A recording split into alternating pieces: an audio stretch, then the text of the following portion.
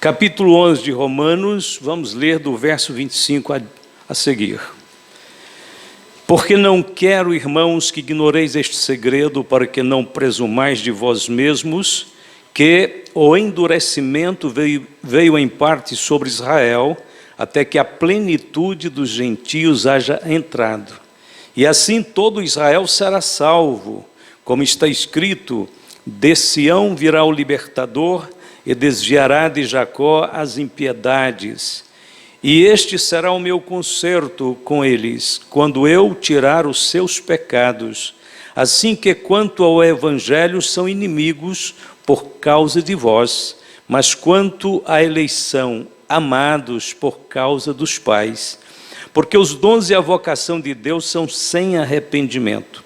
Porque assim como vós também, antigamente, fostes desobedientes a Deus, mas agora alcançastes misericórdia pela desobediência deles, assim também estes agora foram desobedientes para também alcançarem misericórdia pela misericórdia a vós demonstrada. Porque Deus encerrou a todos debaixo da desobediência, vamos ler o finalzinho, para com todos usar de misericórdia. Quando Paulo escreveu isso aqui, na sequência ele começou a adorar a Deus. É onde ele escreve aquele cântico, né? Ó sabedoria, ó profundidade das riquezas, tanto da sabedoria de Deus como da sua bondade. Ele começa a cantar em júbilo por estar compreendendo que Deus trabalha de uma forma talvez bem diferente do que nós imaginamos e de uma forma mais abrangente. Deus trabalha de uma forma grandiosa. E tem muitas coisas que fogem, né, à capacidade que a gente tem de compreender. Mas o reino de Deus é muito abrangente, irmãos, é mais abrangente do que nós pensamos. Nós pensamos no reino de Deus, às vezes, apenas pensando em um grupo pequeno de pessoas. Mas Deus tem um projeto eterno, grandioso, muito perfeito, que está sendo colocado em andamento. A história ainda não terminou. O que Deus tem para fazer, Ele vai fazer. Curve a cabeça um minuto só. Querido Jesus, nosso Salvador bendito, o Senhor é a nossa vida, nosso escudo e a nossa fortaleza. Estamos na Tua presença e somos sustentados pela Tua graça. Caminhamos pela fé, olhamos para a Tua palavra, Senhor, e crescemos em esperança. Somos guiados pelo Teu Espírito e nele queremos nos apoiar, confiar, depender. Abençoe todos que vieram a esta casa de oração. Eu peço a Tua bênção, Tua graça, Tua presença para o coração de cada um de meus irmãos, em nome de Jesus. Amém. A nação de Israel está inseparavelmente entrelaçada com a profecia bíblica. É impossível compreender os desígnios de Deus para o mundo inteiro, sem entender o passado, o presente e o futuro deste pequeno povo chamado judeu. Não é uma não é uma coisa, não é um bairrismo, não é uma discriminação. Não é, Deus tinha que começar a sua obra de algum lado, através de algum povo.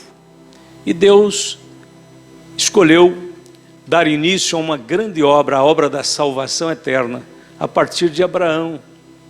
E Abraão se tornou pai dos judeus, do povo judeu. Então, queira ou não, nós não estávamos aqui naquela época para Deus nos escolher. Brincando, né, claro. Talvez se o Brasil já existisse naquela época, quem sabe Deus também poderia ter escolhido o Brasil para desenvolver através dos brasileiros um plano eterno que abrangeria a terra inteira. Deus tinha que começar de um ponto de partida. Então os judeus foram escolhidos. Deus primeiro escolhe um homem, trabalha nele, faz dele uma nação, e esta nação é a nação que está aí diante dos nossos olhos, diante dos olhos das nações do mundo.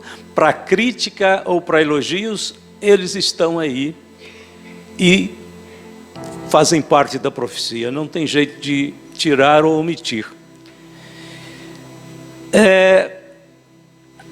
O apóstolo Paulo faz uma pergunta. Ele fala assim: qual é a vantagem do judeu?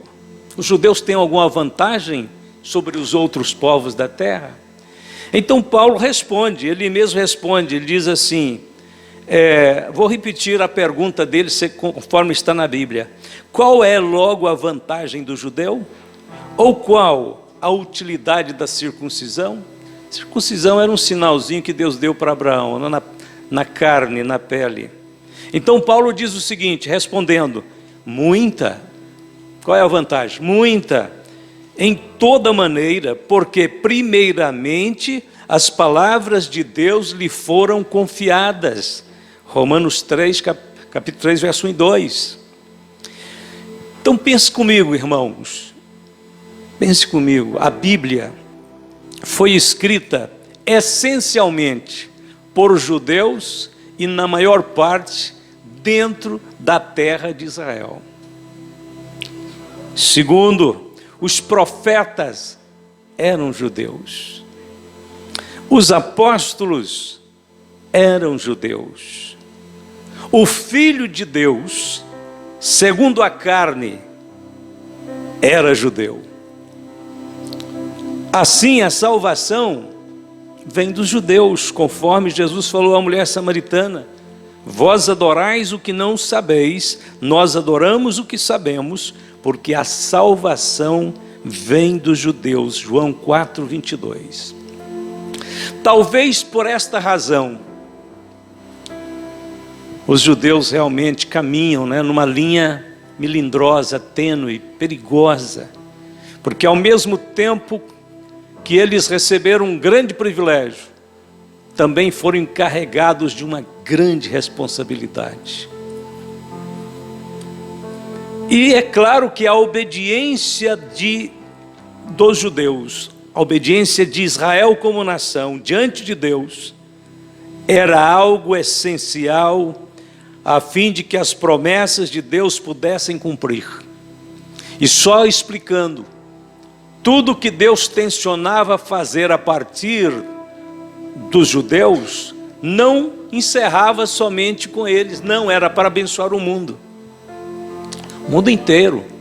Quando Deus chamou Abraão, Deus disse: em ti, Abraão, serão benditas todas as famílias da terra.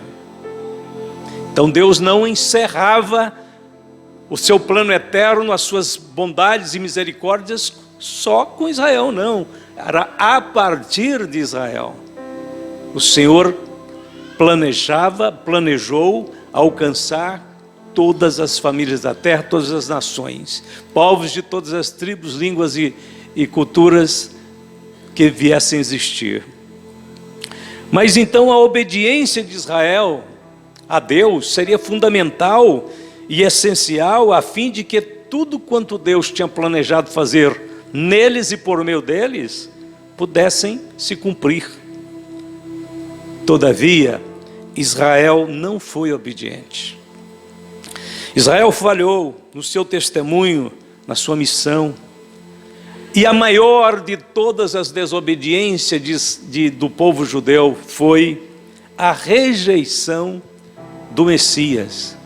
Quando Jesus foi enviado para Israel, por Deus ali em Israel, Deus trouxe o seu Filho em carne neste mundo, ele nasce ali, começa a pregar ali, seu ministério foi essencialmente um ministério localizado em Israel. Jesus praticamente não saiu de Israel a vida toda, as suas pregações foram ali dentro dos limites daquela terra. Porém, Israel teve um privilégio tremendo de recebê-lo, de aceitá-lo, de procurar discernir a missão de Cristo. Mas eles se endureceram por causa do orgulho, por causa da inveja. Jesus atraía as multidões, ele era simpático, ele era carismático, ele era bondoso, ele era sábio, ele era o Salvador. E ele estava falando ao coração do povo, e os líderes judaicos ficaram com inveja, revoltados, porque as pessoas preferiam ir com Jesus para o monte do que ir com os sacerdotes para o templo, que era o templo dos mais suntuosos do mundo, da história. Mas eles preferiam deixar a glória, o conforto do templo e ir para as montanhas, beiras das praias, para ouvir Jesus de Nazaré pregar a poderosa e santa palavra de Deus. Não obstante, então, tudo isso, Israel ter falhado no seu testemunho, na sua fidelidade, no seu dever de receber o Messias, não obstante tudo isso, Deus não excluiu Israel de seu plano eterno.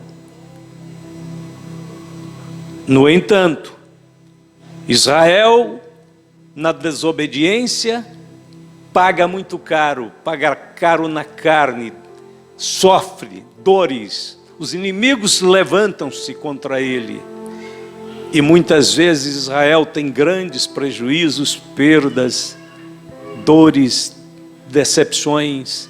Algumas vezes, por algum momento, por um tempo, eles se voltam para Deus. Então Deus tem o domínio da situação e começa a elevá-los, projetá-los como uma nação abençoada. De repente também eles desobedecem, descem novamente. Mas Deus não os excluiu, como eu disse, do seu plano eterno. E ainda que venham dores por conta da desobediência, eles irão caminhando até o fim. E vai chegar o momento em que um remanescente de Israel, ou seja, um grupo de judeus existentes no mundo naquele tempo, naquele calendário, vai se voltar completamente para Deus e depois também vai compreender que Jesus Cristo era de fato o Messias enviado por Deus, e eles se converterão de todo o coração a Deus. É o que nós acabamos de ler aqui na passagem de Romanos capítulo 11, onde Paulo diz o seguinte: quando chegarmos nesse tempo, a plenitude dos gentios fechar. O que é a plenitude dos gentios? Quando Israel, como nação, recusou o Messias, isso aconteceu, não foi durante todo o ministério de Jesus, teve um dia específico que de fato Israel oficialmente rejeitou o Messias. E eu vou dizer para vocês quando foi. Próximo à última semana de Jesus Cristo, naqueles dias da última semana de Jesus Cristo, aqui neste mundo, antes da crucificação, a Bíblia diz que ele veio lá da Pérea, passou por Jericó, curou o cego em Jericó, salvou Zaqueu e dirigiu-se para Jerusalém. A Bíblia diz que os apóstolos acharam Jesus diferente.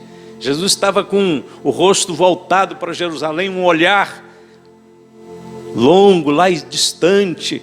Ele caminhava, parece que sem olhar para os lados. Os apóstolos disseram: o Senhor está diferente. É que a sombra da cruz já projetava sobre o Espírito de Cristo. Ele sabia que naquela semana ele seria preso, julgado injustamente, condenado, morto, e então ele iria cumprir as Escrituras. Então o Senhor passa por Jericó e caminha depois para Jerusalém, e chegando perto de Jerusalém, manda que seus discípulos vá até adiante e diz para eles: vão até determinado lugar, vocês vão achar um jumento, um jumentinho, peguem o jumentinho e diga para o dono que o mestre precisa dele. Estava tudo certo. Jesus tinha um discípulo secreto que cuidava de jumentos. Ele sabia que Jesus ia precisar naquele dia e hora daquele jumentinho, e os apóstolos vão até onde Jesus falou. O homem libera o animal, traz para Jesus, forra o animal com suas vestes, Jesus monta nele, praticamente quase arrastando o pé no chão, porque o jumentinho era pequeno. Mas ali estava um símbolo, porque os grandes conquistadores entram em cidades em cavalos brancos, cheios de vida, fogoso, para mostrar poder. Jesus entra num jumentinho que anda devagar, é um animal silencioso, calmo, porque Jesus era o príncipe da paz. E então tem a entrada triunfal. Naquele dia, Jesus, que tinha o tempo todo, durante o ministério inteiro dele, Jesus tinha fugido das multidões, que às vezes queriam aclamá-lo como um grande líder, até como um rei. Quando ele multiplicou os pães, a primeira multiplicação, a Bíblia diz que a multidão disse: um grande profeta se levantou entre nós, e eles disseram: vamos aclamá-lo nosso rei. E Jesus fugiu, saiu dali rapidamente, ninguém mais o viu. Então Jesus tinha evitado todas as aclamações que pudessem sugerir que ele fosse um rei, embora ele era um rei. Mas naquele dia, Jesus montou no jumentinho e andou e foi em direção a Jerusalém, e a multidão começou a crescer, a engrossar na estrada e a aclamá-lo como rei. E ele não desviou, ele seguiu o seu caminho, recebendo as aclamações: Hosana ao que vem em nome do Senhor. Aquilo era uma saudação real. Hosana ao que vem em nome do Senhor, ao rei de Israel. E eles clamavam, e Jesus silenciosamente caminhava ia montado naquele animalzinho e entrou em Jerusalém. Ali, oficialmente, Zacarias capítulo 9, verso 9. Zacarias tinha vivido mais de 400 anos antes daquele dia. Zacarias tinha profetizado: o teu rei vai entrar diante de ti, ó Jerusalém, montado em um jumentinho, ele é o rei de Israel. Zacarias 9:9. Então naquele momento Jesus permitiu que aqueles que criam nele declarassem, aclamassem ele como rei.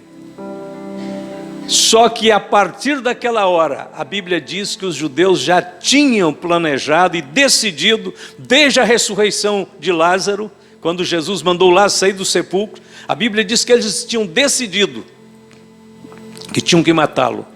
Então era a rejeição definitiva. Então naquela semana, depois da entrada triunfal, os judeus prepararam tudo para prendê-lo e matá-lo. Estava definitivamente declarado a rejeição. E quando a multidão clamava na porta da casa de Pilatos: nós não queremos que solte Barrabás. E ele dizia: mas o que farei com Jesus chamado Cristo? Eles diziam: crucifica-o, crucifica-o. Rejeição.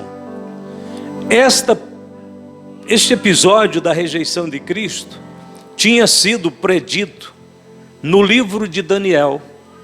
Daniel, que viveu na Babilônia e morreu lá com seus 84 anos de idade, viveu o exílio na Babilônia com o povo judeu e acabou ficando lá até o povo voltar. E o povo estava já voltando para Jerusalém, para reconstruir Jerusalém. Deus entregou para Daniel a mais importante profecia sobre os judeus na Bíblia. Daniel capítulo 9. Ali no capítulo 9 o Senhor fala no verso de número 24, só para a gente conferir aqui. Versículo de número 24. O Senhor diz para Daniel: 70 semanas estão determinadas sobre o teu povo. Quem era o povo de Daniel? Os judeus. Estão determinadas sobre o teu povo. Então é uma profecia específica para Israel, para os judeus. É a maior profecia para os judeus. E sobre a tua santa cidade, Jerusalém. Jerusalém vai estar no centro das atenções mundiais até o fim. E o que vai acontecer nessas 70 semanas que Deus está dizendo aqui? Vai haver para extinguir a transgressão, dar fim aos pecados, expiar a iniquidade, trazer a justiça eterna, selar a visão e a profecia e ungir o santo dos santos.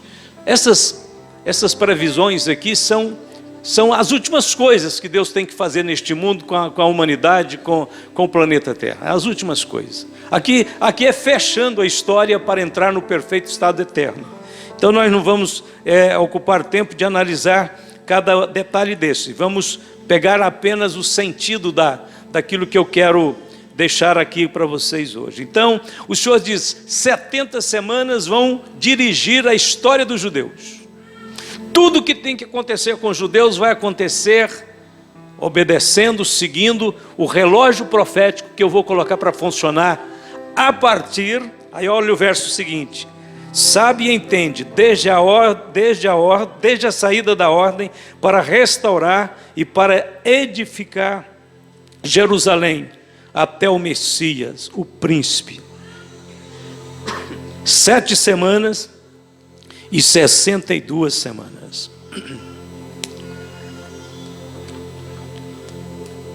Deus está dizendo aqui então que o relógio ia começar a funcionar a partir do momento em que houvesse o decreto para reconstruir Jerusalém. Jerusalém estava destruída. Os judeus tinham ficado no cativeiro 70 anos. Então Deus disse, a hora que esses reis pagãos aí decidirem dar a concessão para os judeus voltarem a edificar Jerusalém, eu ponho o relógio para funcionar. Aí ele fala assim, primeiro 7 semanas, depois 62, mas a profecia fala de 70 semanas. Então, no relógio de Deus, primeiro tem um período de 7 mais 62 semanas, que dá 69. E só para entender bem, 70 semanas aqui significa que cada dia dessa semana, de 7, cada dia representa um ano. Eu não tenho tempo hoje para mostrar os textos onde Deus faz esse tipo de analogia, de comparação. Mas cada dia representa um ano. Então quando Deus fala de 70 semanas, na realidade ele está falando de 490 anos. 70 semanas ao todo, 490. Quando ele fala assim, primeiro o relógio vai funcionar 7 semanas com mais 62. Ele está dizendo, o relógio vai funcionar primeiro 483 anos. Porque 483 só falta 7 para 490. Então Deus disse, o relógio vai começar. E quando o relógio começa? Ano 445, alguns colocam a data 457, mas não importa, foi bem perto. As datas variam um pouquinho na interpretação, mas o certo é que o relógio começa a funcionar quando a ordem para reedificar Jerusalém é dada. Nós temos 2 ordens na Bíblia sobre Jerusalém e a reconstrução de Jerusalém. Uma é aquela do rei Artaxerxes, na época de Neemias, onde o rei dá ordens para Neemias e concessão para Neemias ir lá reedificar os muros de Jerusalém. Mas também temos uma ordem em Esdras, capítulo 7, onde também é feita uma ordem, uma autorização real para a reconstrução de Jerusalém. Então fica no meio aí, essas datas. O certo é que o relógio começa a contar a partir, se formos pegar assim, a partir do primeiro grupo que volta para Jerusalém, é a época de Zorobabel. Zorobabel era um governador, volta com uma comitiva muito grande de judeus e começa a reconstruir a cidade. Depois Neemias vai para reconstruir os muros. Depois Esdras vai para reconstruir a espiritualidade do povo. Então, esses 3 eventos têm a ver com o início profético das semanas de Daniel, das 70 semanas de Daniel. Mas para a gente entender até onde vai a profecia das 69 semanas, primeiramente, diz que essas 69 semanas iria até a chegada do príncipe. Quem é o príncipe? É Jesus. Se você olhar novamente aí para Daniel capítulo 9, ele diz assim, olha, então, entende desde a ordem para restaurar e edificar Jerusalém, até o Messias, o príncipe. 7 semanas e 62 semanas.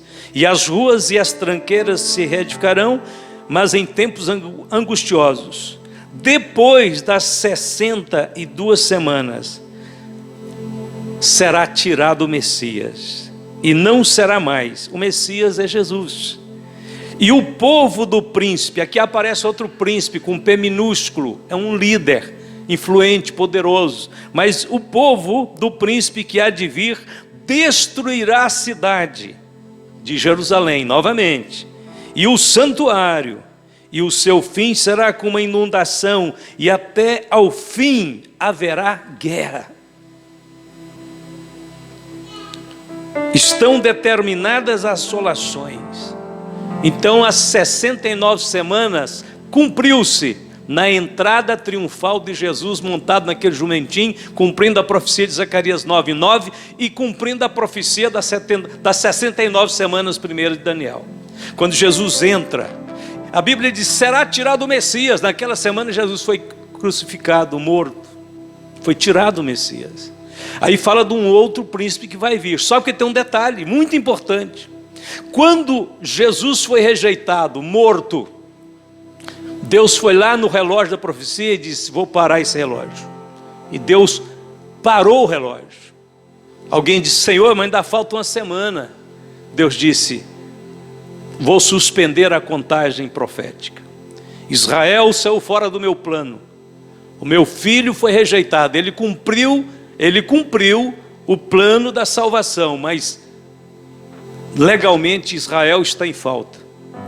Rejeitou meu filho.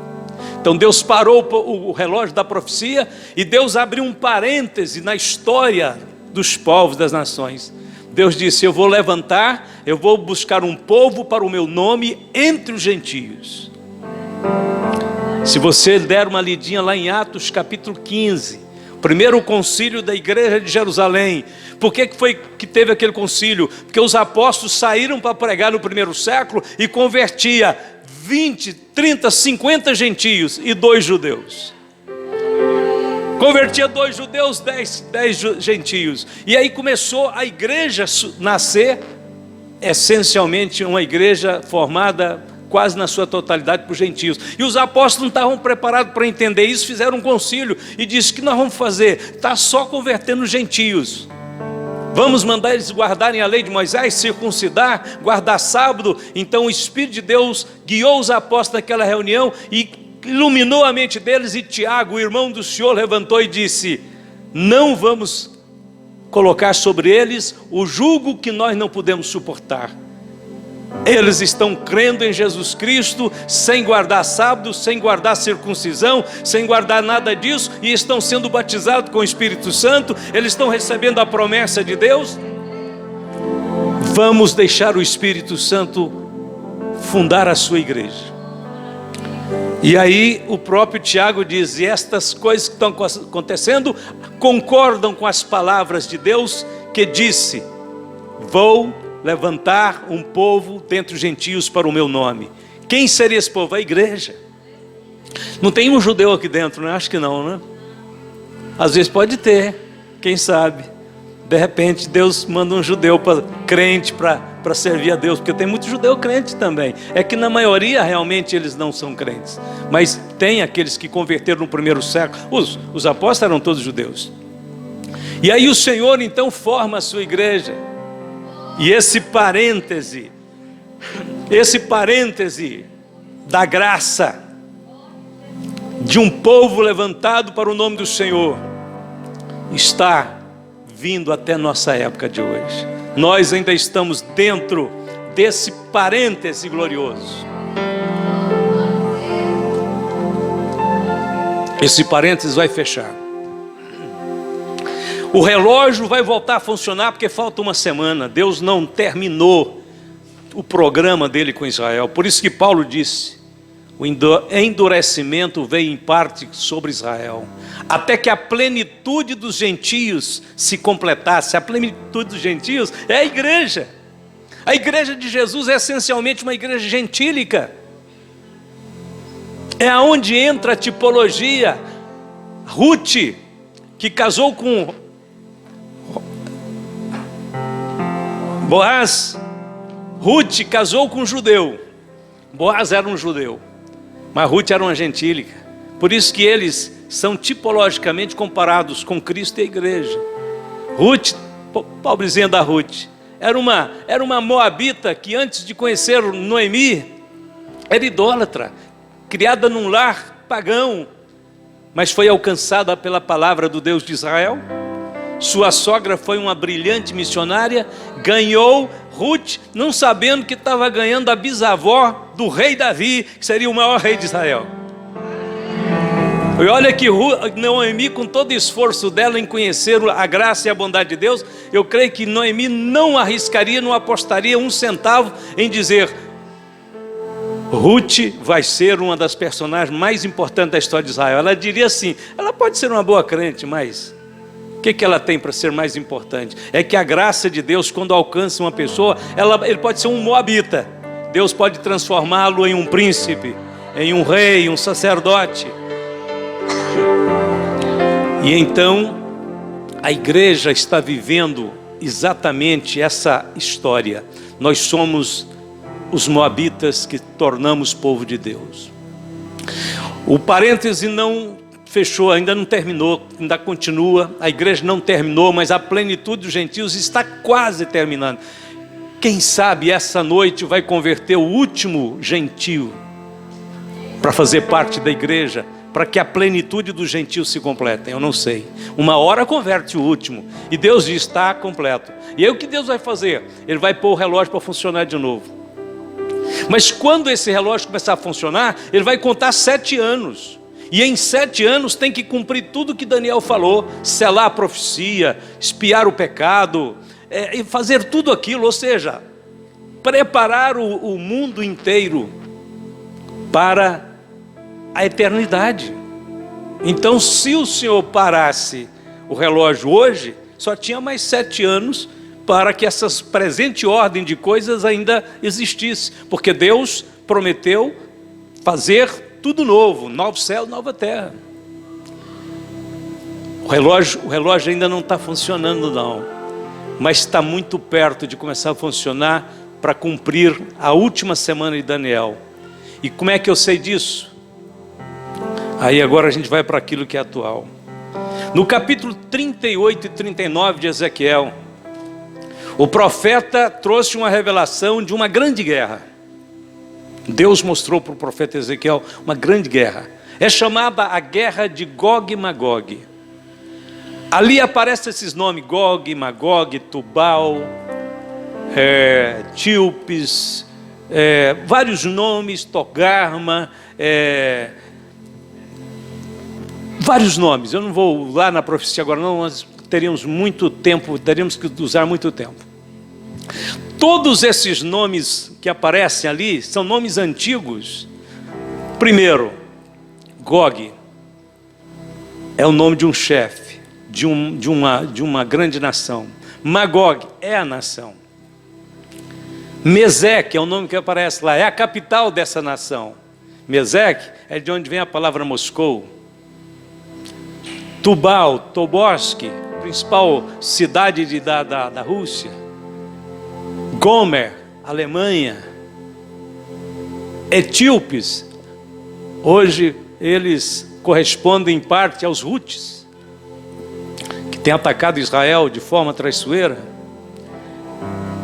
Mas ali tem um nome: persas, que também fará parte desse grupo que vai vir contra Israel, vai atacar Israel, vai querer o fim de Israel definitivamente. São muitas nações. E então lá está o nome persa. Até 1935, o Estado Islâmico do Irã chamava-se Pérsia. Esse é bem recente. Chamava-se Pérsia. Foi trocado o nome, foi estabelecido um sistema político, uma hierarquia ali dos ayatolás e etc. e tal.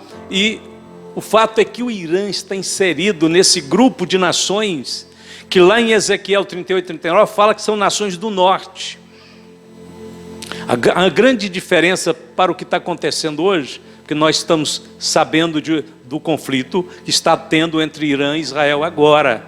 Agora lá em Israel, aqui é 7h30, 5, 12, 1 hora da manhã. Mais ou menos, 1 hora da manhã. É hora dos ataques. E o Irã, a antiga Pérsia, E olha que essas nações todas fizeram parte do contexto da Bíblia, viu? Neemias viveu na Pérsia, Esther foi rainha da Pérsia, tudo judeu. Daniel foi primeiro-ministro da Pérsia. Foi um rei persa, Ciro, que fez um decreto para a restauração de Jerusalém também. Rei Ciro. Mas num dado momento, os persas que se transformaram em iranianos passaram a odiar Israel. Odiar tanto que eles não sabem se conter, não escondem o ódio e têm declarado publicamente que vai extirpar, acabar com Israel, vai excluí-lo do mapa, vai tirá-lo da história e da existência. O ódio deles hoje contra Israel é no mesmo nível do ódio de Hitler, mesmo nível. Só não podem fazer o que Hitler fez, porque hoje o contexto geopolítico é diferente. Eles não podem pegar os judeus, confinar em campos de concentração, colocar em câmaras de gás, não podem, mas eles estão fazendo o quê? Ontem mesmo o Irã enviou centenas de mísseis. Irmão, o Irã está em guerra com Israel hoje, é em tudo superior a Israel. Só tem um ponto, falando humanamente mesmo que eu estou falando, não estou falando espiritualmente não. Humanamente falando, só tem um ponto que Israel é melhor que o Irã. Tem mais poder que o Irã. É só na força aérea, só. O resto, o Irã é em tudo superior a Israel. O Irã, só para vocês terem uma pequena ideia, o Irã tem 30 mil mísseis balísticos. 30 mil mísseis balísticos. Um míssil balístico, hoje, deve valer uns 5 milhões de reais. Cada míssil balístico faz uma viagem que é como se fosse um avião, como se fosse um foguete programado. Faz uma viagem do Irã a Israel em poucos minutos, 1.500 quilômetros. Viaja numa velocidade incrível, não sei precisar agora a velocidade, mas com certeza é mais de 1.000 quilômetros por hora. Então ele vai com minutos para Israel. E ele pode carregar toneladas de explosivo. 1 tonelada, 1.000 quilos de explosivo. E é claro que esse investimento todo só numa peça, eles têm 30 mil dessas. É investido todo esse dinheiro para quê? Para explodi-lo, para matar o inimigo que está lá na frente. O Irã não tem precisão nos ataques como Israel tem. Então eles jogam seus mísseis para cair aonde quiser, salve quem puder. Nesta noite agora caiu em edifícios de Israel mais lindos, destruiu tudo. Um míssil acabou com o edifício inteiro. Ainda bem que os moradores foram avisados, porque o sistema de defesa de Israel é o melhor do mundo. Além da força aérea, Israel tem esse ponto positivo, que é a defesa, os escudos. Mas o Irã tem 30 mil mísseis balísticos. O Irã é 57 vezes maior do que Israel. Israel tem 22 mil quilômetros quadrados de área geográfica do país. O Irã tem 1.648.200 quilômetros quadrados de área. Israel tem 9 milhões de habitantes. O Irã tem 90 milhões. Na profecia de Ezequiel 38:39, não é o Irã o líder de um ataque a Israel, é a Rússia. Mas a Rússia e o Irã têm um acordo de cooperação em conflitos, em situações de guerra. Então, para a coisa virar do principal comandante da guerra contra Israel ser Rússia daqui para ali. Aliás, a Rússia já emitiu seu parecer dizendo que é contra Israel atacar o Irã. Só que Israel não tinha alternativa. O Irã vem declarando há dezenas de anos, há muito tempo, que vai acabar com Israel. E estavam trabalhando com urânio. preparando urânio para fazer bombas atômicas, e agora estava a um passo, há um mês, 2 meses talvez, para eles poderem fazer 15 de uma vez, 15 bombas atômicas. Israel estava monitorando isso de longe, sabia de cada passo, sabia do perigo, do risco, e sabia que o alvo era Israel. Essas 15 bombas atômicas já deviam ter o endereço para destruir Israel. Então, por isso, Israel, com medo, defendendo sua própria população, parte desesperadamente, né, porque é uma operação de risco, viajar 1.500 quilômetros, entrar no espaço aéreo de uma nação inimiga que tem mísseis para destruir o mundo, quase. Mas Israel não tinha alternativa, ou vai ou vai. Então eles foram e começaram a atingir os alvos, aonde tinham os mísseis, aonde tinham os comandantes, aonde tinham as usinas atômicas, porque eles querem desativar, acabar com essas usinas atômicas, aonde tem petróleo, onde tem as refinarias, porque é o braço forte do Irã para financiar uma guerra, é o petróleo. Então Israel entrou nessa zona de risco. E aí, a Força Aérea de Israel demonstrou que realmente eles são os mais bem treinados do mundo. Dão aula para os americanos, treinam americanos, e conseguiram atingir os principais alvos, que foi esses que vocês têm ouvido das notícias. E o Irã, então, revida mandando mísseis para qualquer lugar. Cai no prédio, cai no hospital, cai na escola, cai na rua, cai em qualquer lugar. Eu estava pensando comigo mesmo, tem um plano de Deus nisso aí. Você sabe aonde está correndo o risco de cair um míssil? Quem sabe já caiu.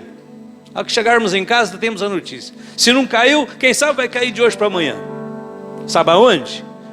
Um míssil iraniano caindo em cima do Domo da Rocha, que é o templo muçulmano, islâmico, que está dentro de Israel, que é o maior entrave para os judeus voltarem para Deus, porque eles querem reconstruir o templo, e aquele é o lugar, e os muçulmanos não aceitam nem que os judeus entrem ali.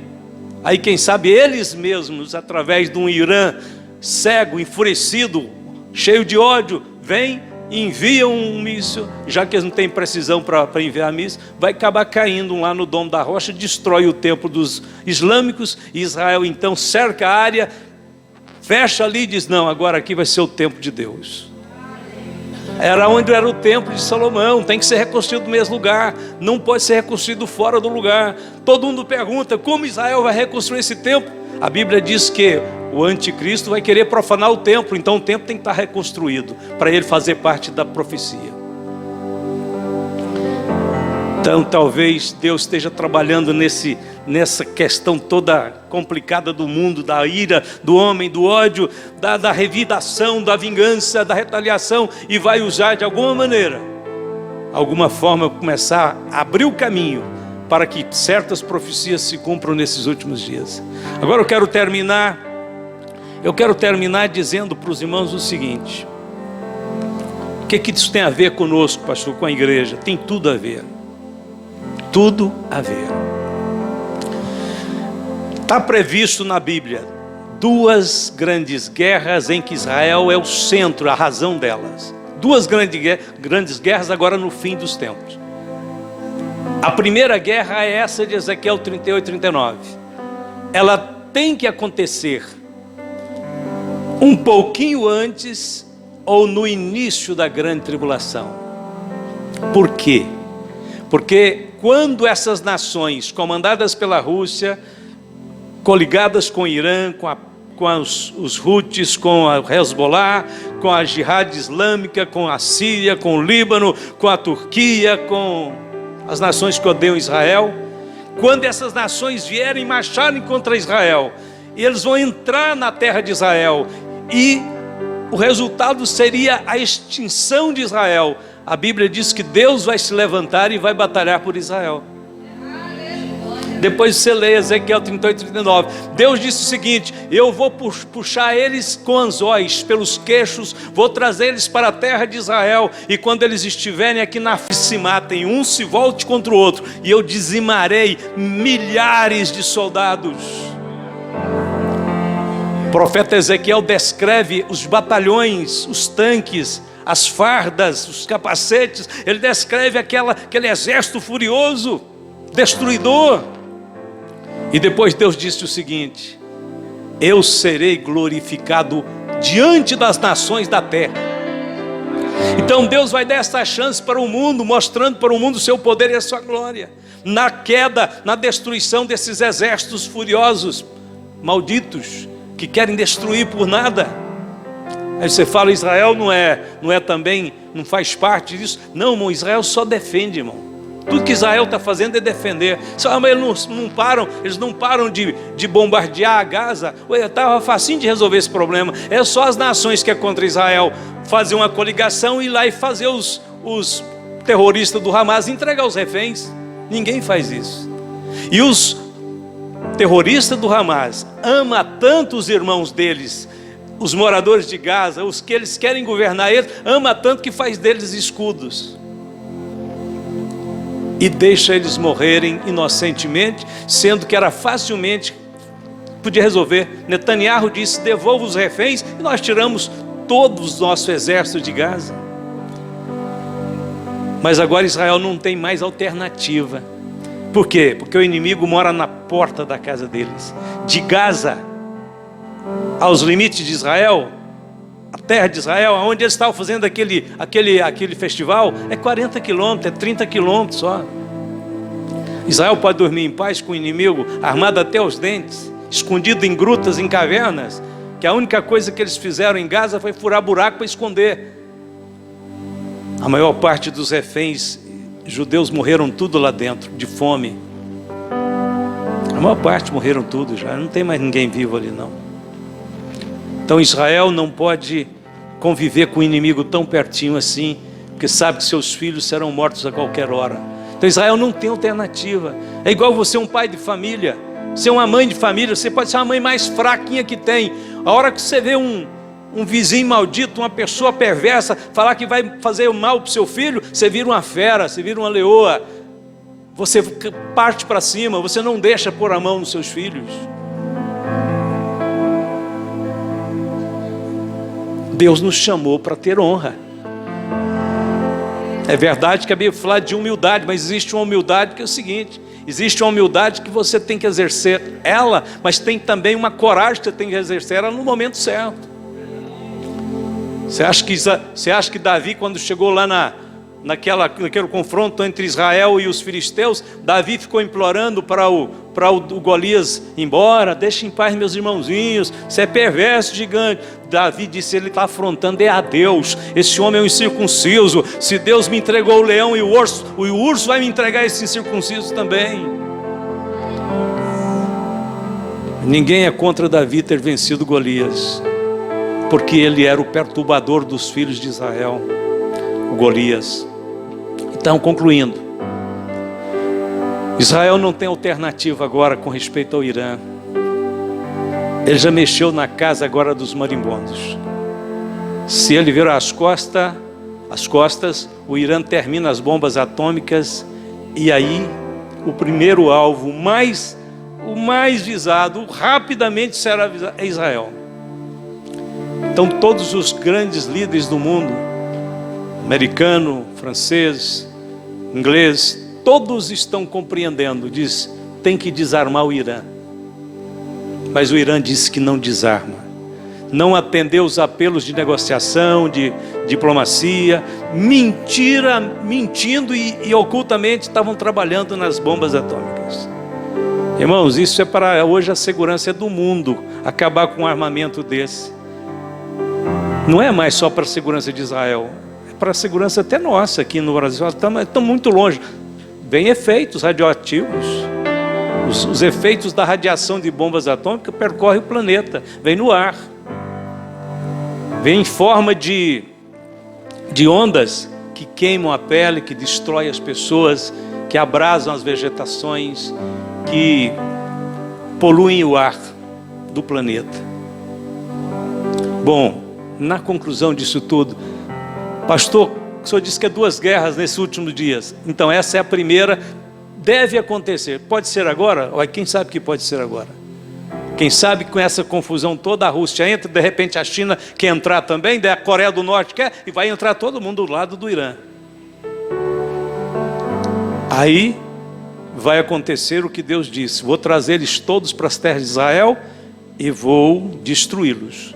E vou ser glorificado diante das nações do mundo. E os judeus, a maioria deles vão converter de coração para Deus.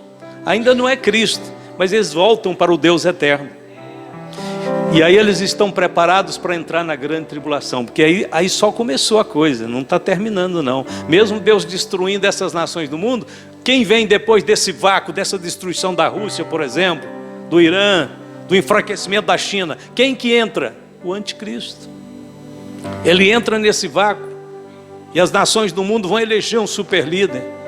E aí vem a outra história que Daniel contou lá da 70ª semana de Daniel. Ele disse: na última semana Israel fará uma aliança com esse príncipe que não é Jesus, e na metade da semana ele quebra a aliança e quer adoração de Israel, e quer profanar o templo, e quer destruir os símbolos sagrados dos judeus. E aí então os judeus se revoltam contra ele, e o anticristo aí vai regimentar novamente. Agora não é só algumas não, a Bíblia diz todas as nações da terra contra os judeus, e o ódio contra os judeus vai se renovar, e essa será a última guerra, chamada Armagedon.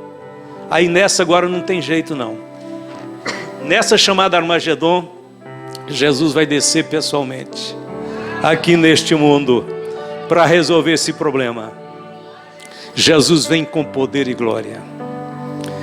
É a última coisa agora para terminar, sem dúvida, é se esse conflito do Irã e Israel for desencadeando a profecia de Ezequiel 38, 39. Como é que nós estamos nesse contexto? A igreja, como é que ela está? Veja, eu estou falando de coisas que vão acontecer um pouquinho antes ou um pouquinho já depois que começar a grande tribulação. Sabe o que tem que acontecer? A igreja terá que ser arrebatada. Nós não vamos estar aqui para ver o desenrolar de toda essa carnificina, porque lá em Israel, irmão, só os mortos que vão ter nessa guerra, a Bíblia diz que vão demorar 7 meses para ser sepultados. 7 meses. Israel vai trabalhar 7 meses para despoluir, para tirar a contaminação de tantos corpos que ficarão estendidos sobre os campos de Israel. 7 meses. As armas que vão ficar lá desses exércitos inimigos, eles vão ter que queimar, fazer uma fogueira com combustível para queimar. Por quê? É arma demais, é tanque de guerra, é aviões destruídos, é muita coisa, é mísseis. 7 meses. Eu acredito que nós não vamos estar aqui para ficar sabendo dessa despoluição lá em Israel, não. Nós vamos estar no céu. E eu digo aqui para os irmãos aqui que está como eu, com alguns pastores aqui, como algumas irmãs, aí nas casas aí beirando 70, que eu acredito que vai dar para esperar o arrebatamento, viu? Eu estava começando a ficar meio desanimado, pensar, não, arrebatamento não vai dar para mim não, eu vou ter que ir depois, na ressurreição. Mas agora já estou começando a ficar alegre de novo, contente. Vai dar para esperar. Olha, se desencadear esse problema aí, não vai mais do que 1 ano, 2 anos não. Papai, ô pastor, o senhor está marcando a volta de Jesus aí? Não, Jesus disse assim, daquele dia e hora ninguém sabe. Mas quem sabe um mês a gente começa a querer já pensar em saber, né? O dia e a hora eu não vou arriscar nunca falar, mas olha, está bem perto. Está muito perto, porque nós já estamos vendo os sinais. Jesus disse, a palavra de Deus diz, haverá guerra até o fim. O fato é que não vai terminar com essas guerras. Jesus vai voltará, a igreja vai subir, e aí continua o mundo ainda com seus grandes problemas, e ele só vai ter solução definitiva quando Jesus então vier em glória, e nós com ele, para reinar neste mundo. Amém, irmãos? Vamos ficar de pé. Glória a Deus. Nós temos que ficar animados agora. Nós temos que ficar felizes agora, porque Jesus está voltando. A palavra de Deus é a verdade, irmão, está tudo escrito. Irmão, o povo de Israel é um povo que a história deles, passado, presente e futuro, já está toda escrita na Bíblia. E não tem jeito de julgar o mundo, analisar o mundo, se nós não olharmos para Israel. Por quê? Porque, de um certo sentido, Israel é como um relógio também da profecia. O que acontece com eles tem a ver com aquilo que Deus já falou. E é claro que reflete para todas as nações do mundo. Então fale para os seus filhos, Jesus está voltando. Fale para o seu vizinho, Jesus está voltando. Fale amanhã para o seu amigo de trabalho, olha, Jesus está voltando. Se ele perguntar por que você sabe, por causa da guerra do Irã com Israel, isso tem a ver com a voz de Jesus? Sim, Jesus vai voltar antes que o mundo comece a desabar. Jesus está voltando. Ora vem, Senhor Jesus. Bendito seja o nome do Senhor. E o mesmo Senhor descerá do céu com alarido, voz de arcanjo e trombeta de Deus. Os que morreram em Cristo ressuscitarão primeiro, depois nós, os vivos, seremos arrebatados e encontraremos com o Senhor nos ares e estaremos para sempre com o Senhor. Consolai-vos uns aos outros com estas palavras. Sua esperança é o céu. Não há esperança neste mundo fora de Cristo, fora da palavra de Deus. Vamos ficar firmes e animados. Vamos todos os dias dizer, ora vem, Senhor Jesus. Jesus não nos mandou orar dizendo, venha o teu reino. Para que o reino de Deus venha, tem que haver esse processo. Arrebatamento, grande tribulação, vinda em glória, milênio. Aí é o reino de Deus na terra. Aí cumpre. Vamos orar. Querido Jesus, nós fazemos, Senhor, nesta noite a nossa confissão de fé e de esperança perante a Tua face. Fazemos, Senhor, a nossa declaração, Senhor, de amor, de contrição, de quebrantamento diante do Senhor, que nós queremos a Sua vinda. Nós queremos, Senhor, que a Tua palavra se cumpra em nossos dias. Vem, Senhor Jesus. Venha o Teu reino, seja feita a Tua vontade aqui na terra, como é feita no céu. Senhor, traga a justiça eterna, implanta, Senhor, o Teu reino, faz estabelecer, Senhor, a verdade. A presença do Senhor vai modificar todas as coisas que fazem nos sofrer. A Tua presença trará esperança, alegria, força. Abençoe nossas famílias, nossos filhos, netos, guarda debaixo do amor de Deus. Cobre com Teu sangue, Senhor, livra Teus filhos de todas as calamidades que sobrevirão. Dá-nos o livramento pelo arrebatamento, que o toque da trombeta, Senhor, possa soar, todos estejamos prontos, de pé, esperando aquela hora, aquele momento, aquele dia. Vem, Senhor Jesus, vem, Senhor Jesus, nós te suplicamos.